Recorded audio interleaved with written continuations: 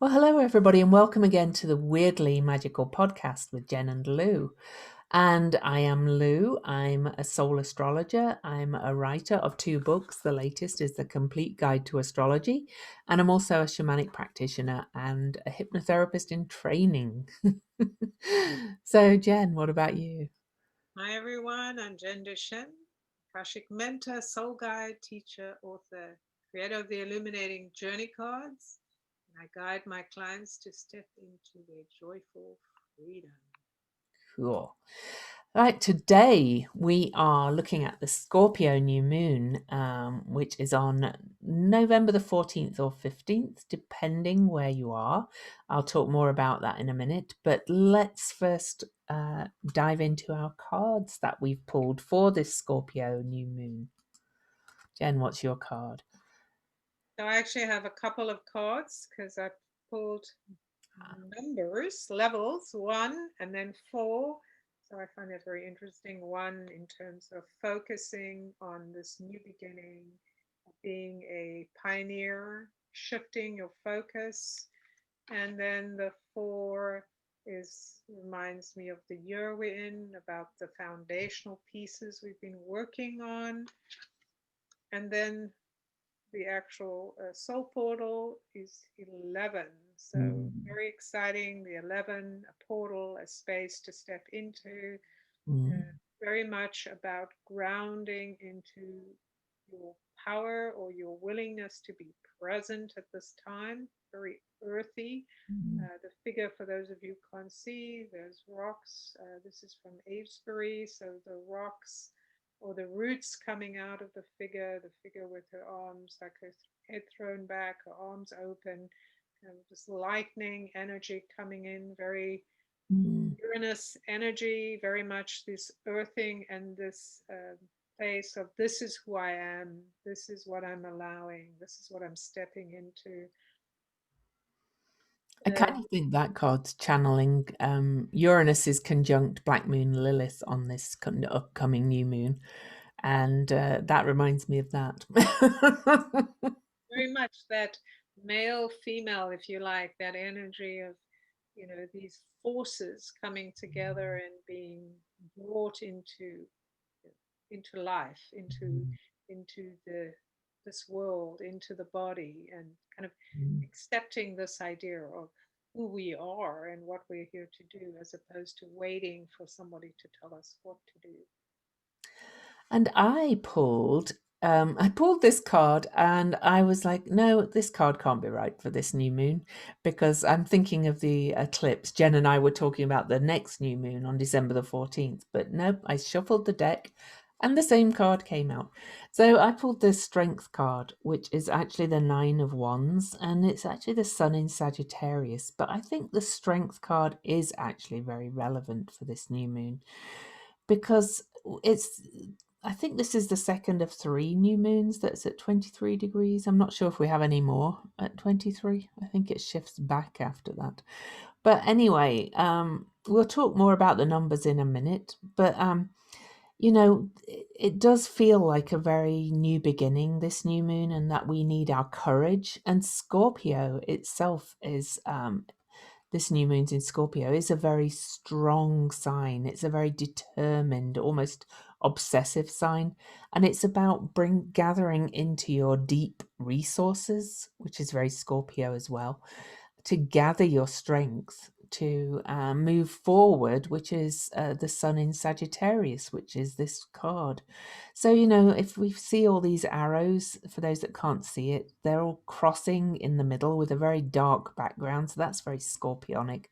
It does feel like gathering your quiver, if you like, of arrows and crossing them so that they are stronger together. So you're gathering your resources to move forward in this time. So, I mm, think it's interesting that these cards, there's this synergy going on, right? When you look at both of them, have that like yellow light and the mm, red. But on top of it, both of them it is a very, this card in some ways could be very scorpionic as well. It's the sense of purpose, of determination. This is who I am. This is what I'm here to do. I'm not going to be kind of swayed from what is my truth. Yeah. So really this grounding energy, and they both have that line coming down. I think that's really interesting, right? Because it does take courage and boldness and a sense of, obsession, if you will, to be like, this is my focus, this is where I'm going, as opposed to what is everyone else doing, kind of thing, right? So they're both very focused cards, and this new moon is very focused. So to talk more about the new moon itself, before we dive into talking about it, the new moon is, as I said, on November the 14th or 15th, depending where you are. It's actually at 5:07 a.m. London time, Universal time. So it's 12:07 a.m. on the 15th in Eastern time. And so it's I've got to go backwards for this. It's 10:07 p.m. Mountain Time and 9:07 p.m. on the 14th Pacific Time. So it's overnight basically on that night. So 14th or 15th, so Jen will have to do the two numbers for us. We haven't had that for a while, Jen.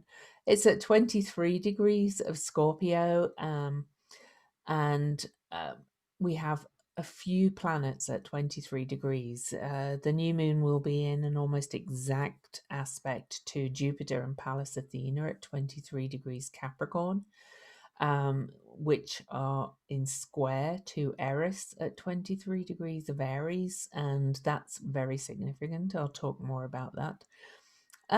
Venus will be at 22 Libra by the time we get to this new moon. And she is conjunct the point of the last new moon in Libra. There was at 23 Libra. Black moon Lilith is conjunct Uranus. I already mentioned that in Taurus.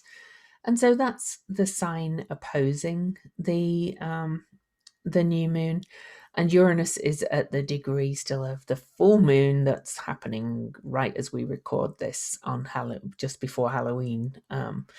So there's more things we'll come up with, but they're the main kind of aspects that we're going to look at. One other thing before we start, Mars will station direct on November the 13th, so just before this new moon. So he's pretty much still at a standstill on this new moon, which also is significant. So, yeah. Right. Yes, I was just thinking about that. The rage of the female is the energy of Mars and the moon. So very important to understand what is rising, which Mm. relates to Eris and some of the other energies. So for the actual numbers, 23 is significant for many reasons. I know Lou's going to share some stuff around that, which may be things we've talked about before. 23 is considered the most powerful number in the numerology. It is the number that is about life and freedom and allows us to pursue what we believe in, what is right for us, as opposed to listening to others. Um, and it speaks to that sense of what's happening. The repetition of the 23 is not an accident. 23 is 5. It also is using, the prime numbers, the 2 and 3, and 5 is highly significant for many reasons. One, because next year, 2021, is a 5-year, but it's also about change. It's about understanding that through our actions, through our belief system, through our willingness to be that devoted, that focused, as we talked about with the cards, that the reward is in that. The heart of the lion, it is the lion heart energy, the courage of our heart to follow what is true for us, is really the message, among others, and how this relates to us on our human level. This is understanding how we allow our intuition, what's true for us, to pave the way for the way we're going forward, and to activate the joy within us that allows us to truly express who we are, the love of the self. very important. And of course, we have some key 23s as well. We'll talk more about that. The day or date. So the 14th is a 5. So it's significant for those who are in the Americas or who are in where it is on the 14th. So this is very much about speaking out or expressing ourselves or having an awareness of things not being what we think they are, and therefore we have to change. And how are we going to change? We can change through fear and anxiety and despair, or through this idea that this is an opening, this is a doorway to shifting our approach, because change is about shifting. 5 is on a rocker and it moves and it's open on both sides. So it's a reminder of, are we looking to the past? Are we looking to the future? And when we look at the 15, that is a very different energy for those who are in other parts of the world where it's on the 15th. And that number is about the alchemy of living what is true for us. So these are the same stories, they're just from different aspects. That when we love our contribution to life, then we follow what's true for us as opposed to what other people are telling us is true. So instead of following someone else's orders, we think about, we discern. 5 and 6, these are numbers that allow us to tap into what's true for us, right? Is like, what's true for me? What do I want to put value in?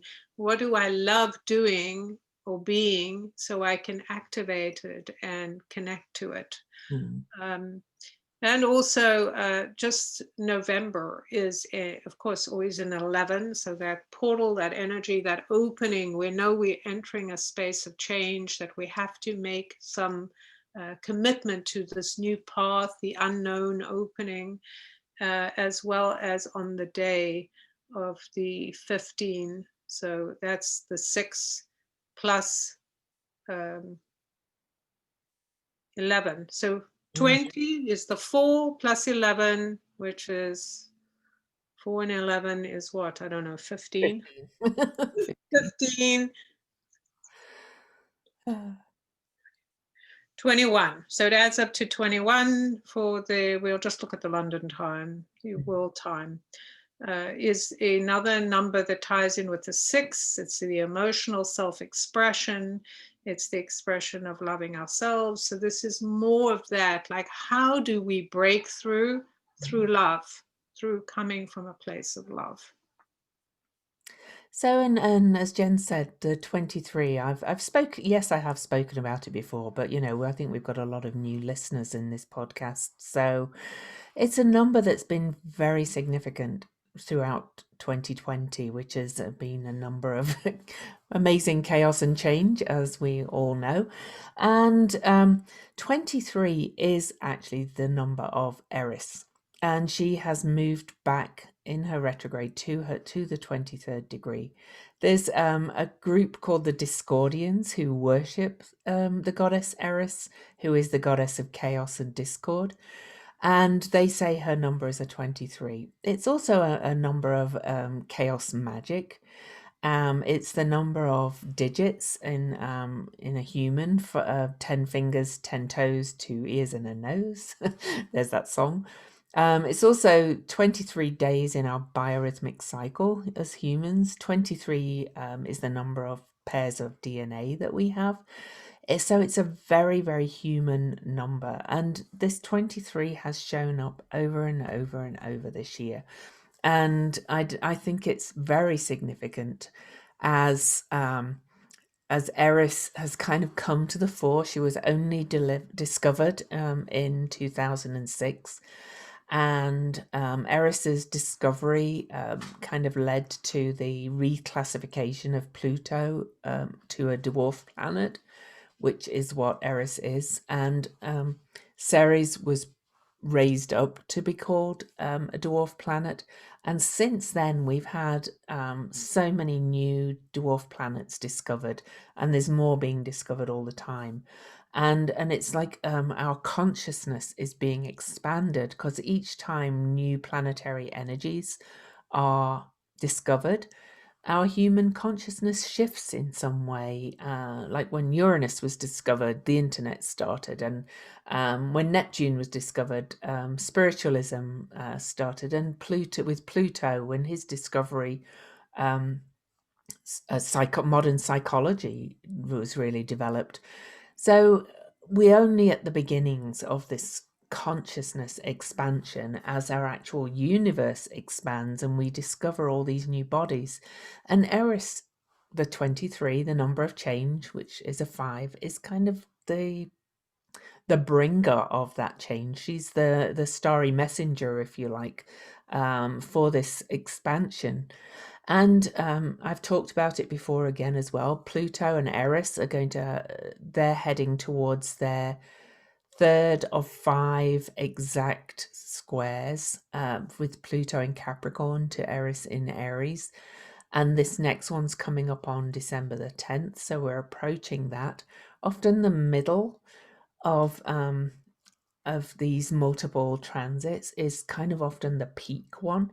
So, and Pluto is a great transformer. So we have big transformations and changes coming. Also, um, Jupiter and Pallas Athena are exactly conjunct at this 23 as well on this new moon, and in aspect to the new moon in Scorpio. Jupiter is the planet of expansion, and Pallas Athena is a warrior goddess who was kind of a strategist. She was a wise warrior, but also represented. She was the goddess of wisdom, the goddess of war, and she's very Aquarian in nature. And so Jupiter and Pallas Athena together in Capricorn, in square to Eris, are the visionaries coming out of the chaos. This is what it feels like to me. And in the aspect to the sun and moon in Scorpio, of course, the sun and moon are the masculine and feminine principles together at this 23 degrees of Scorpio. And Scorpio is the deepest of water signs, so it kind of feels like this chaos is bringing this rebirth. Scorpio is the dark, is the night, and the darkness is the seed of creation. You know, we plant seeds underground in the dark and they grow, and new life is formed in the womb in the dark. So it's a really creative yet chaotic um, new moon for all those reasons. And I do feel like it's our human consciousness being expanded in some way. And I choose expanded deliberately rather than, because who knows if I don't know if we're all going to become like these magical enlightened beings, but we are being expanded in some way. So, Right. Absolutely, we are being expanded. And the thing is, the whole, to me, or what I hear, is the whole thing about Eros is this awakening Mm, of the fierce within the feminine, right? mm, Just remembering that all of us have that side, that mm, intuitive side, male or female, but we've been operating from a place of trying to fit in, trying to um, keep the peace, trying to make sure that we're all doing the right thing, mm, quote unquote right thing. And with this kind of bursting on the scene, and with this energy of understanding that the things that we have tried to control or fear, the unknown, the sense of discord or something coming in and destroying what has been, mm, we've developed a terror around it as a people. We mm, don't like change, and that's all bullshit. Of course, we are change is very natural to life. There is nothing that doesn't change, just the growth. We talk about the planting of the seed in the womb, the idea of the lotus in the muck in the dark, where mm, something happens, the cycle of life, like we're going up. When we hit the peak, we go down, we hit that place, that dark, muddy place, so that we can regenerate and rethink. So our whole thinking about how life works has been controlled by this idea that it has to make sense and it has to be nothing that's out of our field is possible, Mm. and that bad things that happen are no good, so it's destructive. But of course, things happening, whatever you want to call them, are part of the cycle of life. And now we're at a place where we have moved enough out of the fear that we can actually begin to understand, like, oh, maybe those things I thought were bad, or those things that this whole structure of how life works is not actually, it's not actually how it works. It's what I've been told and what I did. So that to me is the power of discord, the power of the 23 is this awareness, like, oh, I'm the one that has to change. The world won't change if I don't change. And that is the power of the 23. It's like, oh, I'm the instigator. I'm the one that has to broaden my mind, take a leap of faith, do things that other people say are impossible. We just have to look around at the world and see people doing things that we admire and go like, wow, how did they do that? Completely ignoring the typical and still creating chaos and wonderment. And that's the joy of chaos. We have to get out of this Yes. idea that chaos is wrong or scary or shouldn't happen. But chaos is good, right? Yeah. Even when it feels uncomfortable, it shifts us, it moves things. It's so It's, important. so I think it's about becoming comfortable with chaos, and kind of embracing it, really. That's, and this energy of creation. I mean, in my book, The Complete Guide to Astrology, I talk about becoming more comfortable in that kind of twilight zone. And, this how our culture is so day, it's so controlled, it's so like, shine a light everything on it, and here's the rules, and this is the way it is, and you know and this is the way it should be. Well, clearly we're being taught that uh, things aren't always going to stay the way they are. Yeah, it's so true. It's funny because, like you say, you wrote that in your book, and in my book that I wrote, Mm. Cocoon, I talk about, and I'm actually teaching a class around that, which is breaking through your myths. This idea of what we've been taught in a certain way is that it's real, and of course, a lot of it isn't real. But we didn't know that, or we don't know that until we really dive deeper.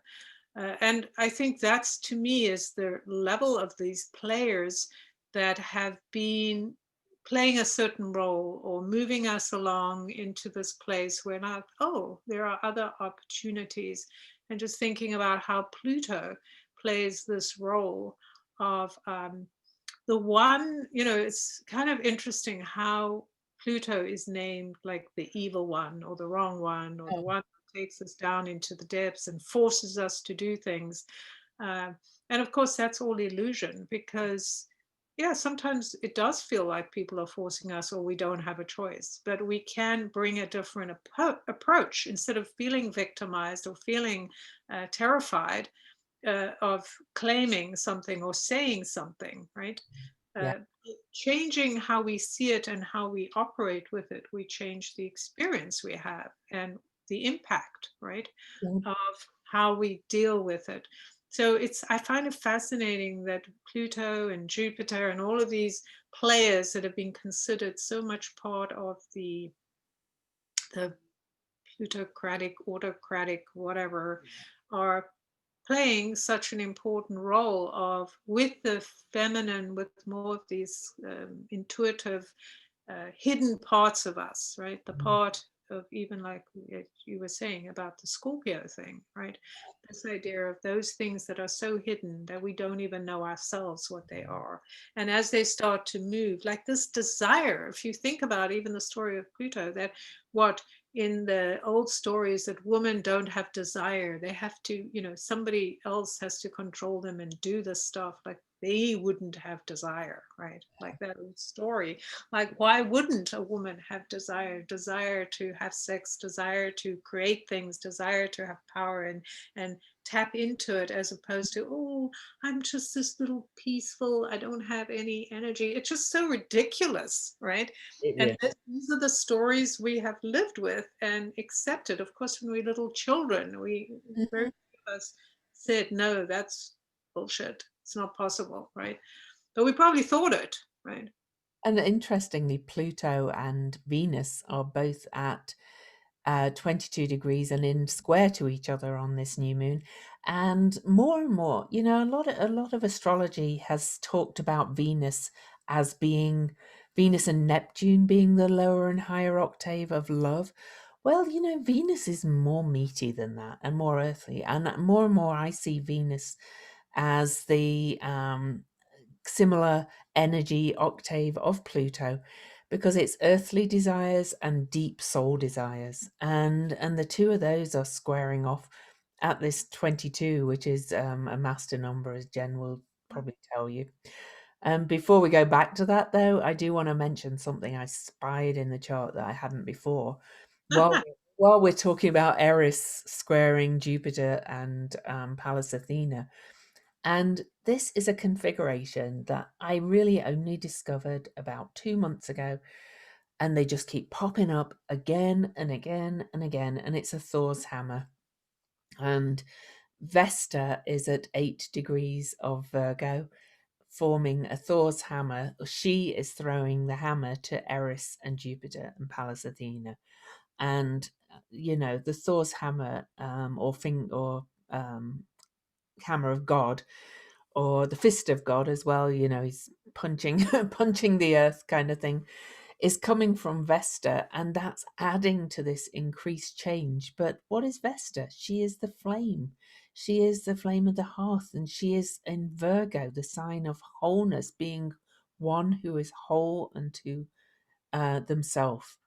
This is saying this change is giving us this opportunity to become fully whole and really acknowledge these more raw, magical sides of ourselves, not just this very day straight up rule following side. It's quite exciting, all this. I think it's real Right. shake up. Yeah. It is very exciting. I suddenly got a vision. I think the Akashic Masters, they like to drop in these little visions when you're talking, Lou. But it's really interesting because I suddenly had this vision of this cart being in the mud and suddenly starting to move, right? So we've been Mhm. trapped in this because a lot of our rule following is about controlling the outcome, right? Being certain and punishing people and making sure everyone is, doing what they're supposed to do.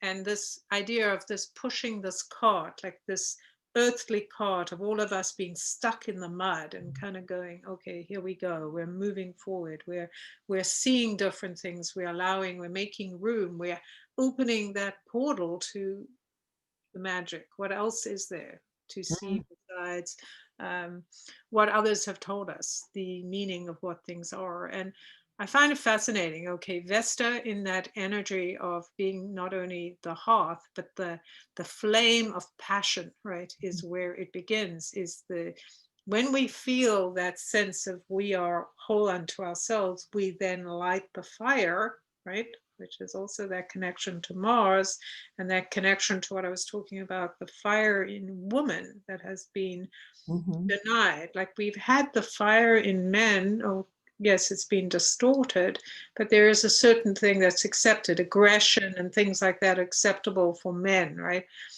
It hasn't been accepted that women can have desire and aggression, and we've had a lot of pushback, but also a lot of people going, well, I don't care, I'm doing it, I'm showing myself in this, you know, physical, fiery way. Yeah.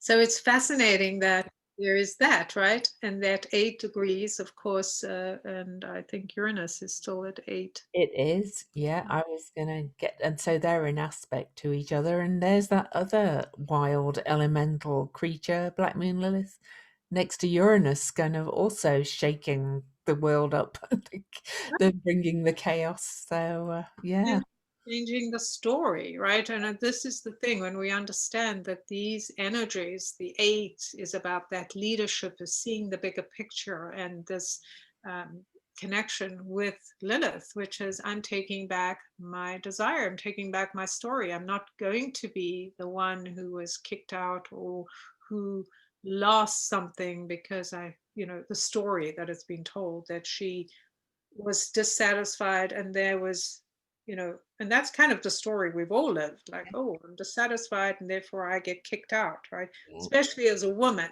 or a male who doesn't resonate as An with alpha male type, yeah. this idea, if your desire doesn't match what I need, or you're too passionate, or you're too this, and you want to do something to destroy what I've created, you boot it out. You're punished. I'm going to put a cross on your forehead, or, I'm going to show everyone that you didn't do what I wanted. And now that story is like, wait, that was the story we're held, but that's not the truth. And we're reclaiming this fire, this desire, this voice. This is how it is. This is how I'm doing it. And it's so fascinating because so many times we have this idea that when people speak out, that they're loud and they're Mm, uh, strident, and they do all these things, and we can all point to them and say, oh, look at you, you're destructive. But so many times we've seen that power can be super quiet, and in that quietness, there is a resolution. And again, I see that picture. It's like pushing. How do you get mm, that cart out of the mud, right? You don't get it out by yelling at the cart, right? You yeah. just have to kind of get there and use that kind of quiet labor to push the cart out of the mud. And that's really what's happening, is all of these things are happening so quickly Mm, that, and that's a good thing. So it gives us this opportunity to make change that is so powerful, taking back our leadership, taking back our fire, our ability to go, I'm changing my story. Like when I'm engaging with Pluto, when I'm engaging with mm. Lilith, this is not the story of being like pushed into something. I'm taking my It's equal place. coming from deep within. It's that hidden treasure, that, that inner diamond that's been mined inside you. And sorry, I always see Scorpio as a very quiet power. It's anybody who knows anybody with strong Scorpio in their chart, they know they've got this intensity, and they can kind of kill you with a look. It's kind of, it doesn't have to be, not literally kill, but it's that piercing kind of energy, that, and then when they say something they mean it, if they're in their strong Scorpio, of course. And so this feels like that to me, all of this, and we've got the female energies and the male energies, or the night energies and the day energies, as I'm trying to move towards calling them more, all teaming up again in this astrology chart, and aspecting each other. We've got Pluto, the modern ruler of Scorpio, almost at that 23rd degree, so he's really involved in it as well. We've got Mars, the traditional ruler of Scorpio, just turned direct after his rare retrograde in his own sign, Aries. Having learned, we've been kind of reviewing and reflecting upon our will and our drive, and how we take action so that we can soften it. Mars was also eclipsed or occulted, literally, by the moon during his retrograde, which has kind of softened it. And in the physical world, we've discovered more water on Mars. So all these energies are kind of either the so-called masculine or day energies in the chart are being softened. That doesn't mean they're changing completely. We're just seeing that softer side of them. And conversely, the female or night energies are revealing their strengths. So, yeah, it's all kind of coming together. We're not all going to come to some homogenous middle. But we're all realizing we're not on this polarity or this polarity. There's a continuum.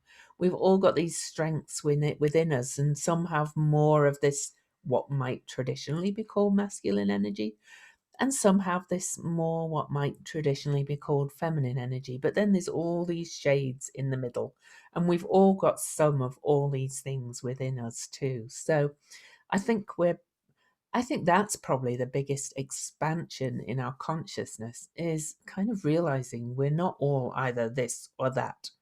the polarities are just not the polarities, really. So, Very true. And also is thinking about, especially if we think about Mars being in Aries and its home sign, and Aries being the fiery starter or the fire mm, starter. Uh, when we're safe, when we feel safe, like if we think about day and night, right? The sun and moon, they know their their function. They know who they are, what they are. They're not kind of going, am I the sun? Do people admire me, or am I doing the right thing, or do I need to hide? And they're very comfortable being who they are, and most of us have issues around being who we are because mm, of judgment. So if you think about this idea of that softening is coming from a place of I can get more comfortable in who I am. And that's definitely the energy of the 23. I can begin to own who I am without trying to hide it. And when I do that, I can soften. I can mm, uh, get to that place where I'm not trying to force myself on others, but I'm just being who I am. And that's a much safer and a much more sexy place to be. It's like, yeah, I know who I am, and I'm okay with, people don't like me, or uh, they do like me, or I don't need to change myself to kind of move along with other people's requirements. mm, And then we can be in that place of deep quietness where we are pulling down into the depths of our soul, into the depths of our humanity. And yeah, and to kind of talk about a little bit what you were saying, Lou, just now about this idea that people think, oh, we're all going to turn into these kind of, I don't know what these, kind of, um, I don't know, this happy people or something, or we all going to be the same. No, of course. enlightened and awakened and Right. Because the thing is that it's like to be enlightened, which is just lighten up, is mm, to have a better relationship with the dark, right? yeah. So it's like the relationship the sun and moon have, right? They don't change their position because of the other. They recognize the other and they allow the other to be. And that's the same as us. When we recognize they're going to be people who we don't agree with, they're going to be those people who can talk about lightness and fear the dark, or anything in between, from one polarity to the other. And we want to go to that neutral place where we're like, yeah, I love being who I am. Yeah, maybe some things about myself I would like to change, but that doesn't take away from being in fullness of Mm, my own expression, right? We actually learn how to change by doing things, not by sitting on the side. Like it's just like that moving that chariot. It's not going to move by itself, right? We have to do the work. We have to want to move, because when grooves are formed, it's easy for the chariot to fall back in the wagon and go, oh, okay, we still got to get up and push it out again. mm. But this awareness that we can be these deep souls or these very surface people or whatever it is, and it doesn't matter because we get to express whatever we want to express.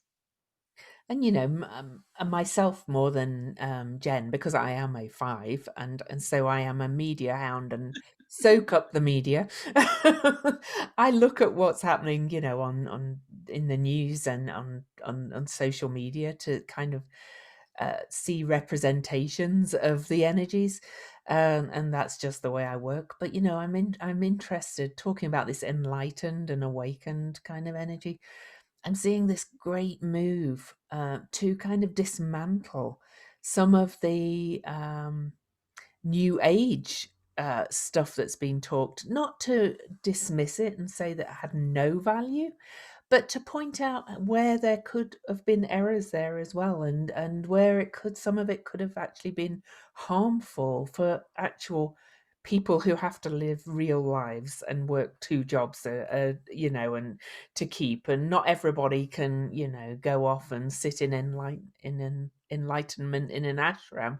If you can, great, but at least acknowledge that there are people that can't do that. And there's a lot of outsider energy with, Eris was an outsider, Black Moon Lilith was an outsider, Juno's pretty close to the new moon. That was the goddess of the outsiders.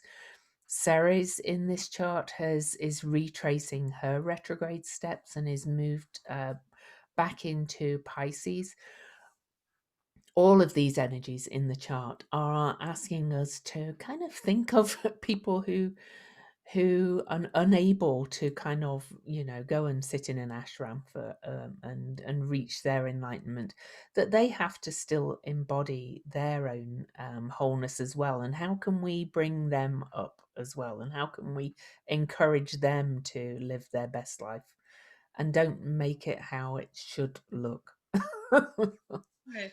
And that's interesting. I was just looking at Venus at that 22 in Libra. And of course, 22, as you mentioned, master number, it Mm, really is the architect of peace, mm, coming to peace with. So again, having peace is not that thing like everybody does it a certain way. mm, And this is the answer. And those who don't, they just don't get it.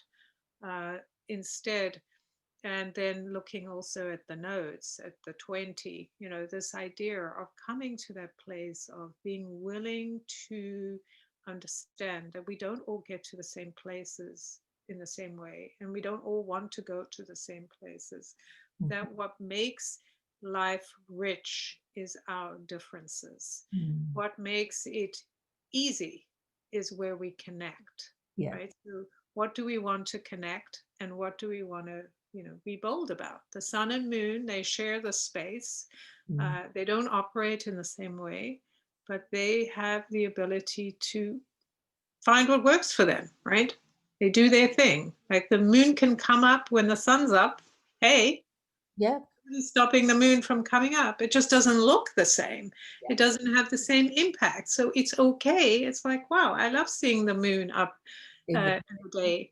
Yeah. But it's not saying, oh, how dare the moon come up because the sun is up, right? That's kind of like how we going around telling other people, well, I have the answer, so you should do what I do. Well, Yeah. maybe I'm not like you, and so, or I'm not interested in doing it the way you do it. And so, understanding where do we um, give away our power because we want to control others, or we want to control, or we want to know the answer, we want to be right. Humans have an obsession with wanting to be right.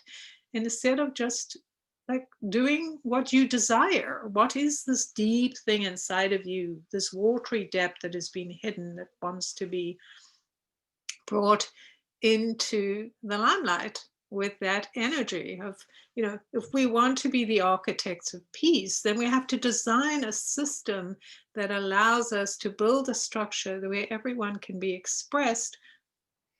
So we can say, listen, mind your own business. This is how I'm doing it. But Mm, we're not saying it in a way that we're turning them into our enemies. We're not creating an issue about it. We're just like being very straightforward, learning to be more straightforward. I think that's the other aspect of the 23 that's so interesting. And mm. I was just looking how many fives we have on Oh, this so chart, many. Yeah. right? There's so many fives. Mercury is at 5, the sun and moon at the 23, Jupiter and Pallas Athena, Yeah. as well as Oh, Chiron, Chiron's at 5. Yeah. Hmm. Eris, and Oh, Hygeia is at 14.5, and she's global health, so she's certainly been showing her face this year. and the interesting thing about change is when we have a healthy attitude to change, and Yeah. I do believe that is part of Heidi's role, is Mm, when we are not anxious about what's going to happen. I've seen people writing like with the election and stuff coming up, like, oh, I can't wait to have the results. I'm sick of it. It's like all that anxiety around things that are immaterial in so many ways, because are we being controlled by what people are telling us, or are we coming and going like the sun and moon, this is who I am, this is mm, how I'm going to operate, and I'm going to adapt so I get to that place where I feel more free, because free 5 is about freedom, health is about freedom, the mm, freedom to listen to your own body, the freedom to make your own choices and not get hooked into the idea that I'm getting sick because somebody else is doing something to me, or this is happening. Like sometimes it may happen. We may get sick, like even though we're doing all the right things, Mm, right? it's And true. that's just the way it goes with everything, with change. Yeah. I would say that Scorpio as well is very much about being about deeply bonded relationships and deep connection. And Venus in Libra is about the connectedness of all. So you know there is the thing of freedom, but there's also the freedom to know that we can all support each other and not just think of the me freedom. There's a lot of the we in this chart. Um, you know, because I know Jen did not mean the me freedom, but I just am surrounded by it in where I live at the moment. Those who are like, well, no, I'm not going to wear a mask because it's my freedom, and you know, that kind of freedom. So I just want to say that this chart is really about deep connection and knowing that we're interconnected, talking about those polarities. You know, we are not either this or that.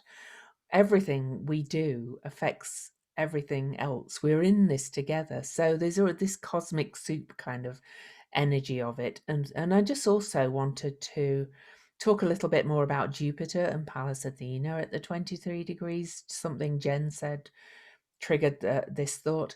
And it was referring back to what I was talking about the revisiting, I guess we're in Mercury retrograde now, about some of these New Age thoughts. And it's not just the New Age thoughts, it's the revisiting how we govern and how we are governed. And Jupiter is very much about judgment too. It is the judge. He is like the natural law. And we are being asked to change that as well, how we judge others. And for some reason, it came to mind about this states of levels of consciousness of people. To judge that somebody's a higher level of consciousness, to my mind, is a judgment in itself. How can we be a judge of whether somebody else is in at Oh, what level of consciousness they're in? You know, it's, and I think we're being asked to release judgments in this. absolutely. And you're right. I'm not talking about this idea. That's this to No, I me, know you weren't. Yeah, people who say, I'm going to do whatever, like it is a very subtle thing because yeah, on one hand, we do want to do what we want to do, right? yeah. And on the other hand, but we want to be aware we are part of a complex uh, organism, that all of us, our actions impact others. So when we're choosing from an unhealthy ego or out of balance ego, where we just want other people to do what we want because we don't want to bother, right? That's very different from having an understanding that, like, hey, I believe in kindness. So if I believe in kindness or I believe in love, then I have to live that even on the days when I'm annoyed, or even when somebody else is doing things that I don't believe in. Like, how do I find place for that? Because I don't have control over that other person. But I can certainly approach it from a different place and come to a different place and allow that to expand. And it is about the tipping point, right? The Mhm. tipping point inside of us, the tipping point of the people around us. When more of us, like the more safe we become, like I was talking about that idea of safety. And to me, that's the ultimate with Venus at their 22 and the nodes being at the 20 and Pluto also at the 22. That's the ultimate, is when you find that exact point where between the dark and light, where it's all feels safe enough to relax into, so you can move and swivel and do what you need to. Then you're at that place where you have room for compassion for others and go, oh, maybe somebody else doesn't want to do what I'm doing. Let me listen to what they're saying. Let me hear. So I'm not going and dictating to everyone, this is how it's supposed to be, because how would I know, right? Exactly. And it's that acknowledgement that, you know, we're only truly free when we're all free. You know, it's like, you know, you know, just be in that considerate, compassionate place, which kind of brings me to what we've got going on in Pisces. Ceres, I did mention, has moved back into Pisces by the next new moon. and she has been retrograde for a while, and she is moving into this place of deep compassion and grief and loss in Pisces. I think it's right that we should feel some grief for all the losses that we've experienced this year. But with that comes compassion for what others have lost as well. So we've got that element.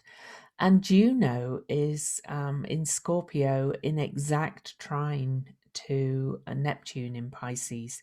And Juno is the rights of the oppressed. Ceres was also the goddess of the plebeians, the ordinary people.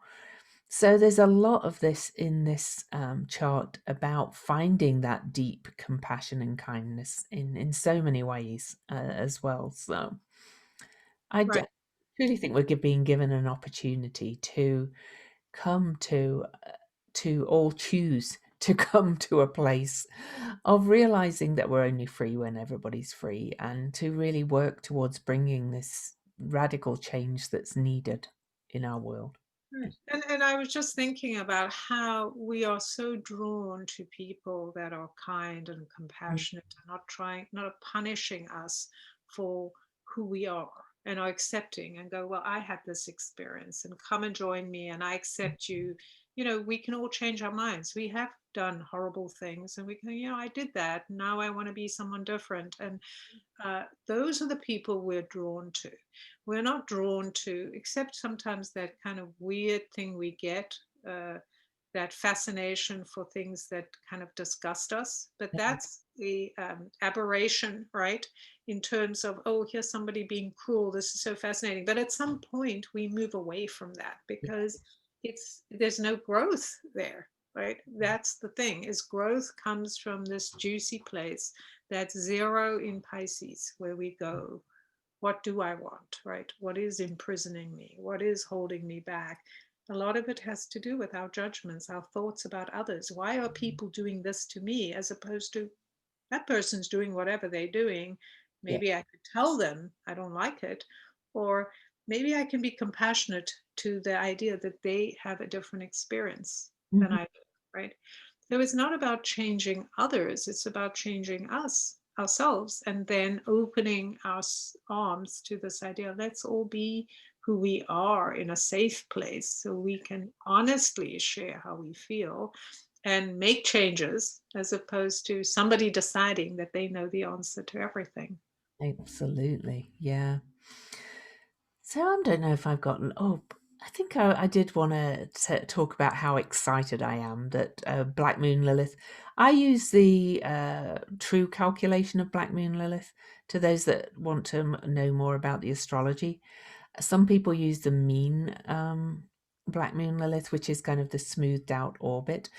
But either way, Black Moon Lilith is moving into Taurus and doing this dance with Uranus now.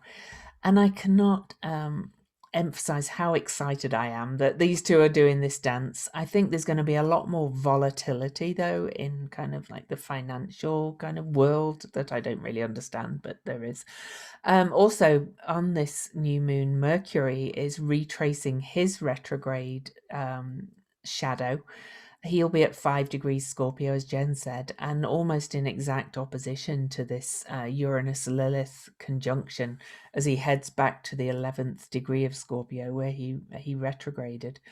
And so I think there's going to be some big news about shifts in values, shifts in people's finances and things around the time of this new moon, because the Taurus Scorpio axis is definitely about money, value, finances, all those kind of things, and what we value. And so there's going to be some big news and change coming around this new moon, or right after it, I think, regarding that as well.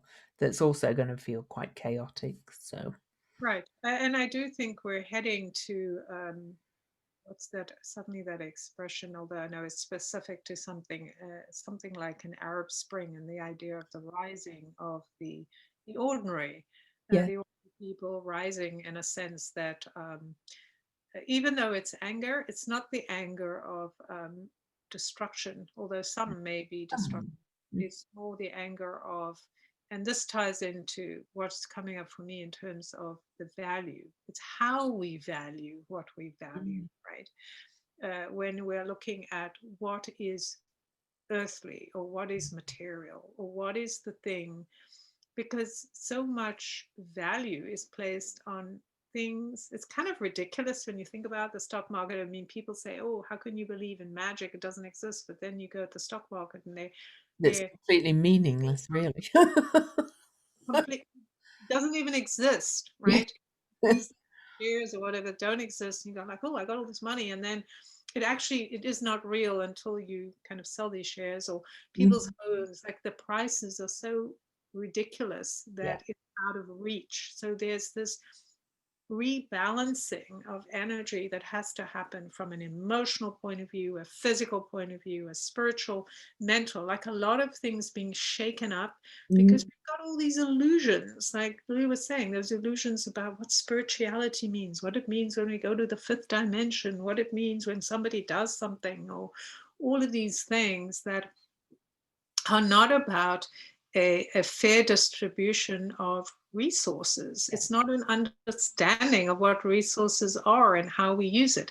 It's just somebody coming along going, oh, I found something. I found a pot of gold. I'm just going to do whatever I want, and not thinking about, well, wait a minute, how does this relate to the people in my life, the world that I live in, my values that I care about, the things I want to see? If we do have wealth, which we all do in our own ways, then shouldn't we think about how we're using our wealth to impact the life we're having? Yeah. Because everything is a reflection, right? So if we're thinking, well, it's mine and I don't want to let it go, or somebody else is doing that, then we're basically recreating a system of lack.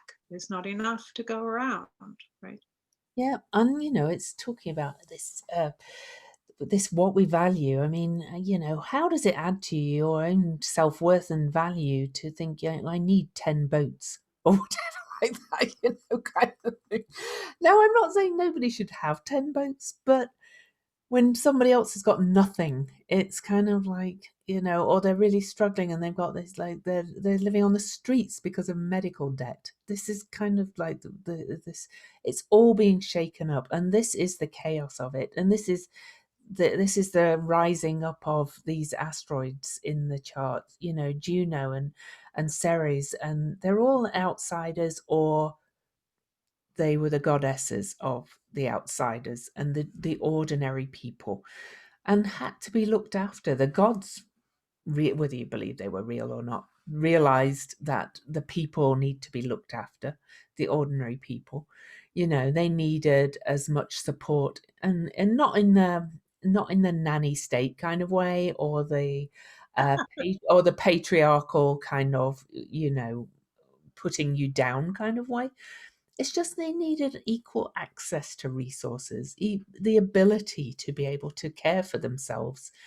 And when that much is being kind of taken by the few, then the ordinary people are not able to do that. So, anyway. Right. And it actually makes no sense when we think about it, because when you destroy the thing that is your roots, right? Because you could say ordinary people, since there's more ordinary people, right? Yeah. Even though we're all great souls, so on the And we're one all hand, ordinary, really. right? But if we want to say like, oh, this person has, you know, more or 10 boats or one boat or whatever, and the rest don't have a boat, then it's like these people, the backs of the people that are doing the work that creates this difference. When you don't take care of that, right, then everything rots, because Yeah, when you just use it all up, there's nothing left. And that's kind of where we are right now. we It's are. this destructive energy of certain people who are in a privileged place that go, who cares about them? Just give me more, more, more, right? Instead of doing what we are meant to do, which is cycle the energy, right? Yes. We want to cycle the wealth. We want to cycle the resources. We want to be aware that, look, I'm not the only person who's hungry, who needs food. There are people around me that need opportunity, food, etc. All those things, that water. right? Yeah. All of those things that every living being Mm. should have access to, right? So it's a very different structure. It's like all these, all the unmentionables, the discards, the ones that have been shoved out of the way, that have been too much trouble, all kind of Marginalized there. kind Yeah. of gathering together. And the ones that have told you should be grateful for what I give you, and it's like all this charity stuff, but Yeah. kind of rising up, right? And that's the revolution that we're having. We're not having a revolution in the way that we have seen in history books. Yeah. We're having a revolution of our approach to what we're accepting. Like, we're not waiting for handouts. We're not asking for people to take care of us. We're just asking for the opportunity to be equal, that the situation and how we see ourselves. And yet uh, there's all, I think it's more equality of opportunity, really.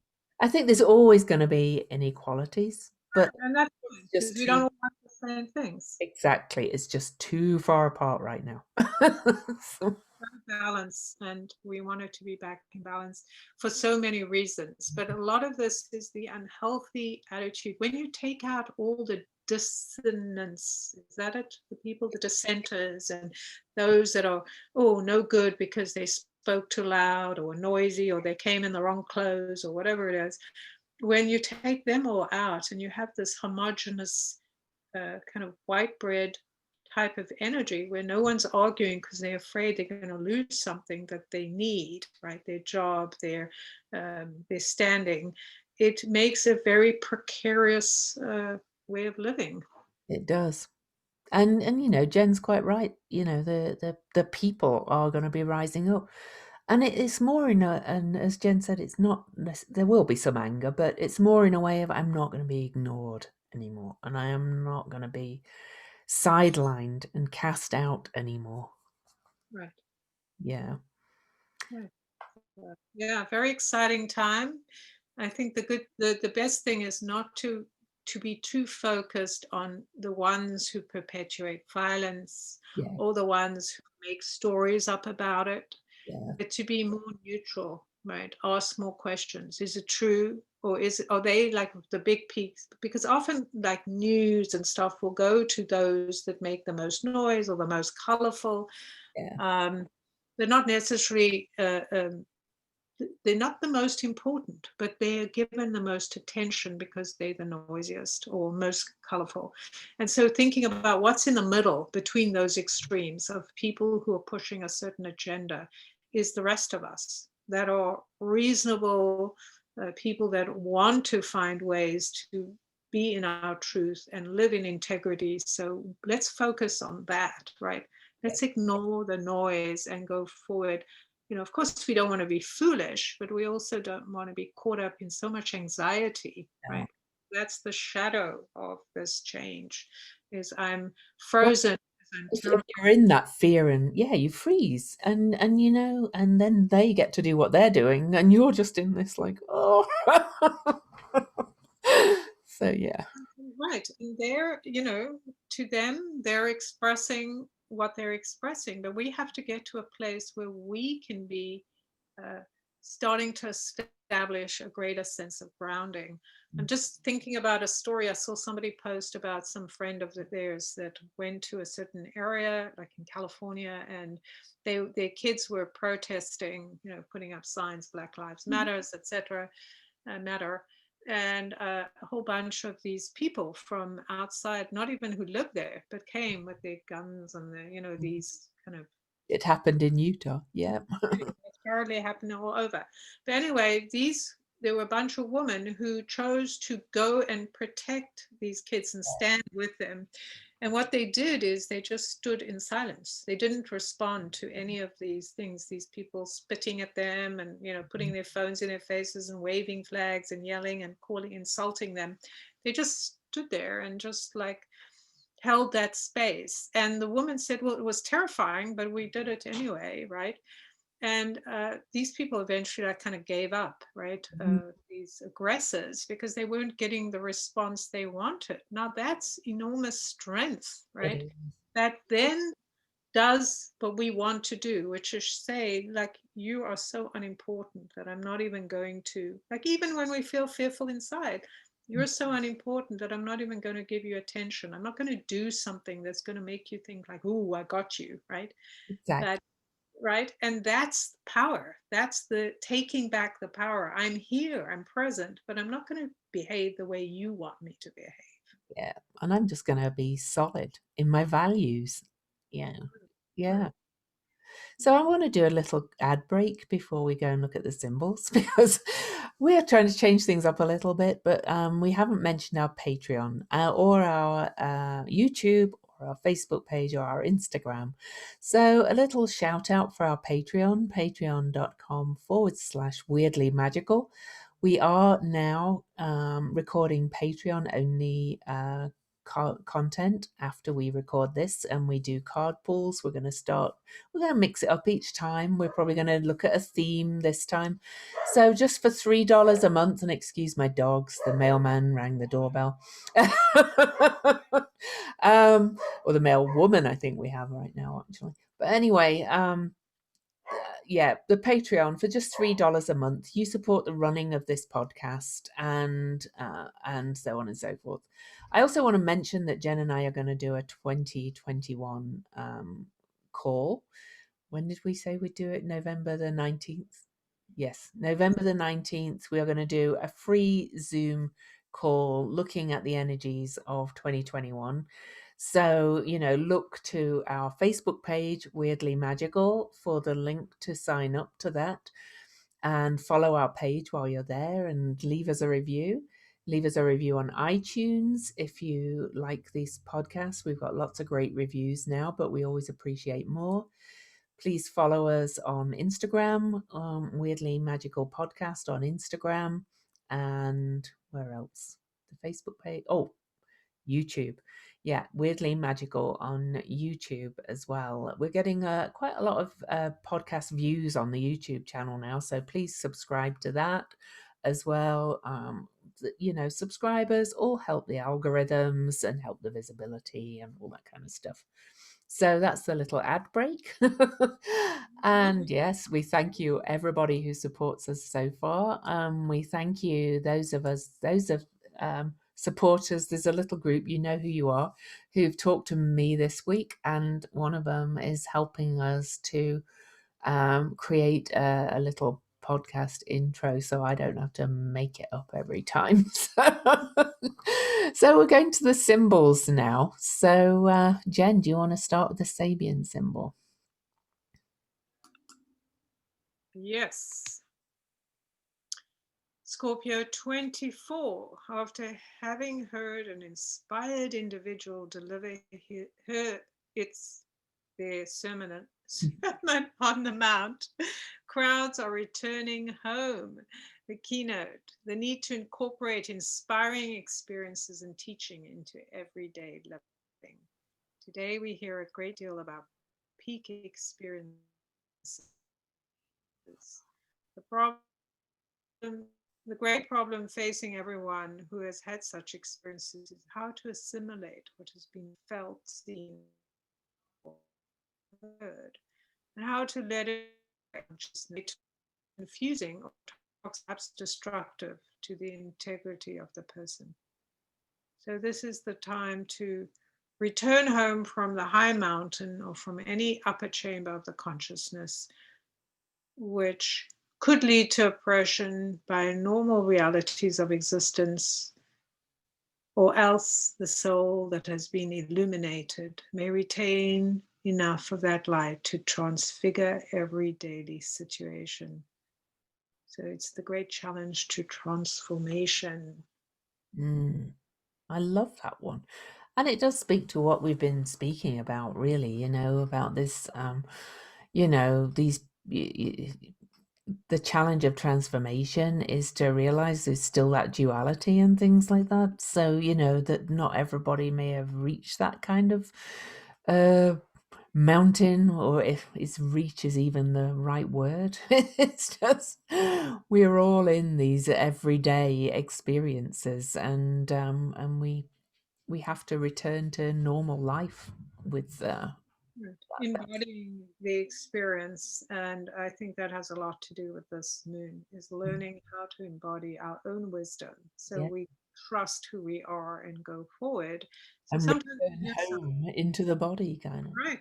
Like, We hear something that illuminates us, but how do we actualize that mm. in our lives? And as opposed to just being something on a mountaintop, we bring a little piece of it and act from there, which is and and of course, my symbol, the Chandra symbol, really ties in with this as well.